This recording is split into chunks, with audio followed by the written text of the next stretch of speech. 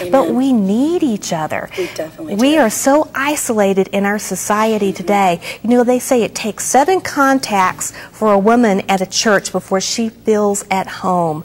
But even so, churches are full of women who are all carrying their secrets. Yes. And they need to share those in a safe place, in a relationship where they can have love and prayer, and that they can pray for one another.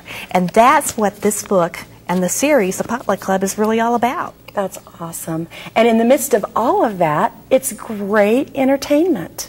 I mean, because you really get emotionally connected to the characters in this book, and you can't wait to get to the next chapter to see what's going to happen to Donna or whoever, you know, that you particularly connect with. And so I really appreciated that. Now, inside of the book, something that was really fun were the recipes. Oh, yes. Okay, when you get to the beginning of each chapter, there's a marvelous recipe. And at first, I was a little duped, Linda, because these recipes are just like part of the recipe card. And I'm like, ooh, that sounds so good, hamburger quiche for real men. And I'm reading all the ingredients, and then it says over. And I'm like, over?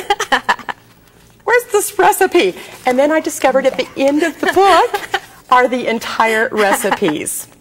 And today, you actually brought in a recipe that, tell me the history behind this recipe. Well, this is a recipe for molasses cookies, and here's what I recommend.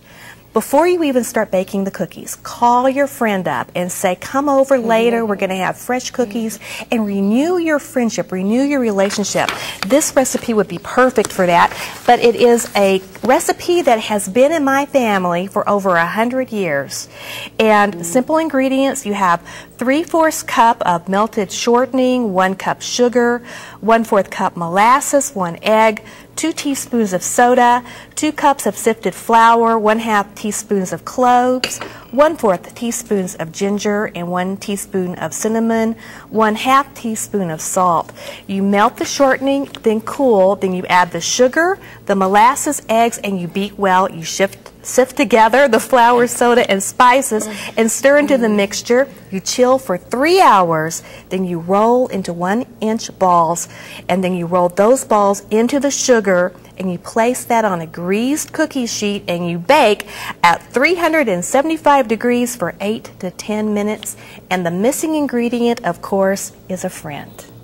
Invite your friend over. Give them a chance to sit down and say, can we pray for one another?